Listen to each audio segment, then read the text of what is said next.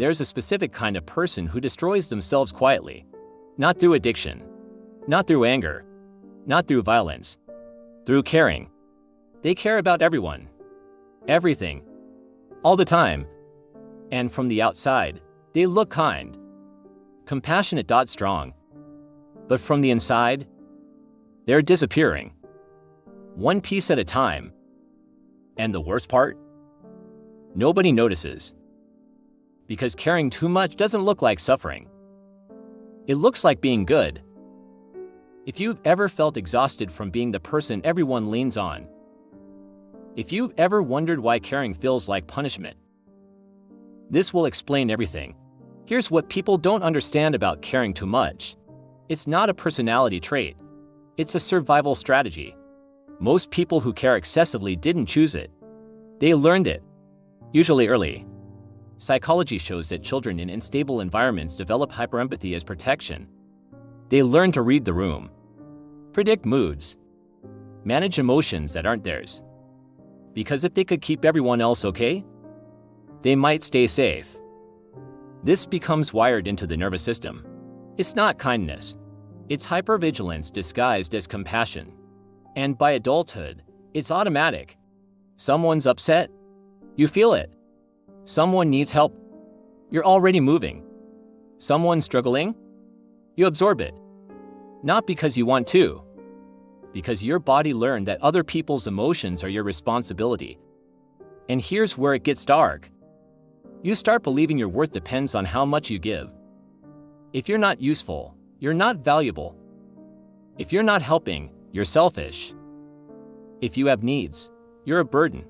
So you keep caring, keep giving, keep showing up, keep carrying things that were never yours to carry.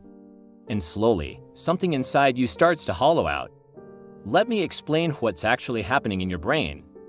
When you care too much, your brain releases oxytocin, the bonding hormone.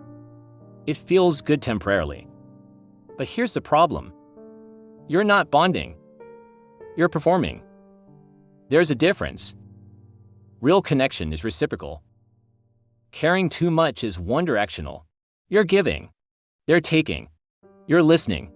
They're venting. You're holding space. They're filling it. But because oxytocin released, your brain thinks you're connecting. So you keep doing it, even when it's draining you. Psychologists call this compassion fatigue.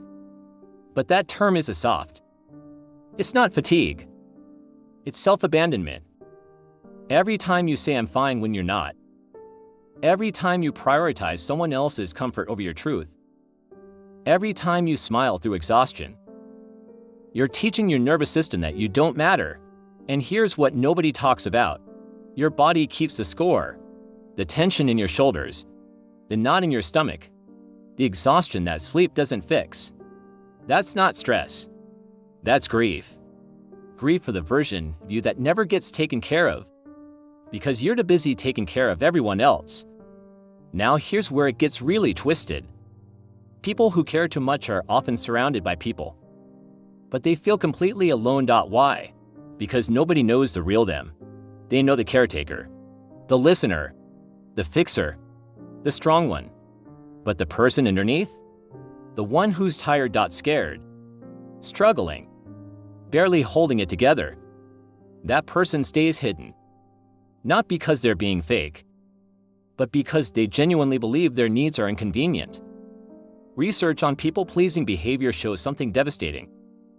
People who care too much consistently end up in relationships with people who care too little.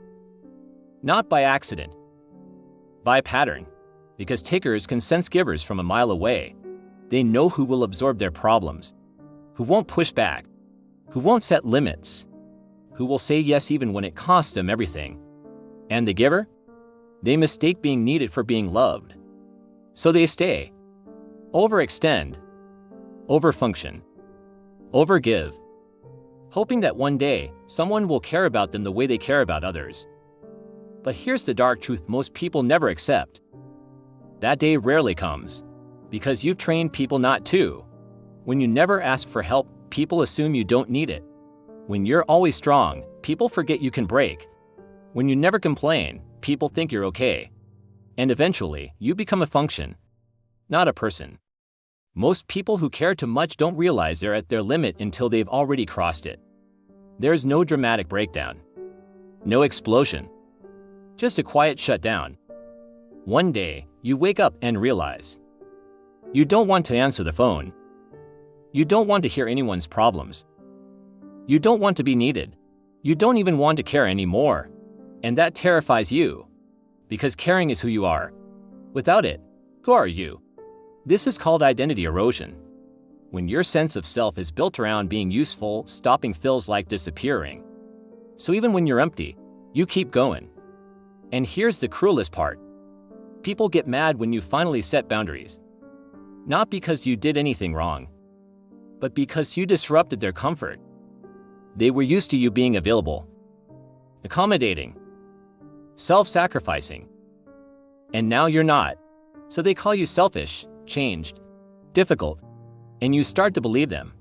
Because deep down, you still think caring is your job. But here's what psychology says. Boundaries aren't selfish. They're survival. And anyone who punishes you for having them was never interested in your well-being. They were interested in your service. Let's talk about what caring too much actually steals from you. First, it steals your energy. Obvious, right? But it's not just physical tiredness. It's existential exhaustion. You wake up tired. Not from lack of sleep. From lack of mattering. Second, it steals your identity. You become so focused on everyone else's needs that you lose track of your own. What do you even like anymore? What do you want? What makes you happy? You don't know, because you haven't asked yourself in years. Third, it steals your peace. Your mind is never quiet. You're always thinking about someone else's situation, replaying conversations, worrying about how they're doing. Even when you're alone, you're not at peace. Fourth, it steals your relationships. Wait, what? Yes. Caring too much destroys real connection because you can't have intimacy without honesty, and you're never fully honest. You're too busy managing everyone's comfort, so people know you, but they don't really know you. And that's lonely, deeply, profoundly lonely. Fifth, it steals your future. Because while you're busy saving everyone else, you're neglecting the person who needs you most, yourself. Your goals get postponed. Your dreams get shelved. Your potential gets buried. Not because you're lazy, but because there's nothing left after everyone else takes their share. And here's the part that hurts most. Nobody sees the sacrifice. They see you doing fine, strong, capable, together. They don't see the version of you that cries in the car. That feels resentful but guilty for feeling resentful. That wonders if anyone would care if you just stopped. So why don't you just stop caring so much? If it's so painful, why continue? Here's the psychological trap. Caring too much gives you a sense of control. In a chaotic world, being the helper feels safer than being the one who needs help. If you're useful, you won't be abandoned. If you're caring, you won't be rejected. If you're giving, you won't be forgotten. Except that's not true. But your nervous system doesn't know that. It just knows that caring worked once. It kept you safe. It earned you approval. It gave you purpose. So it keeps doing it. Even when it's destroying you, there's also guilt. Deep, suffocating guilt. What if you stop and someone actually needs you? What if you set a boundary and someone gets hurt? What if you say no and they leave? But here's the truth psychology reveals. People who truly care about you won't leave when you have needs. They'll stay. The ones who leave when you stop overgiving? They were never there for you. They were there for what you could do for them. And losing access to people who only valued your service? That's not loss. That's clarity. Another reason it's hard to stop is because caring too much becomes your identity. You're the reliable one. The strong one. The one who has it together. If you admit you're struggling, that identity shatters. And who are you without it? This is terrifying. So you keep the mask on, even when it's suffocating you. Here's the truth about caring too much. It's not bad to care. Caring is beautiful. Empathy is a gift. Compassion changes lives. But caring too much isn't caring. It's self-neglect wearing a kindness mask. Real care includes yourself. Real compassion doesn't require your destruction. Real love doesn't ask you to disappear. And if the only way you can care for others is by abandoning yourself, that's not love. That's survival, and you don't have to survive anymore. You're allowed to matter.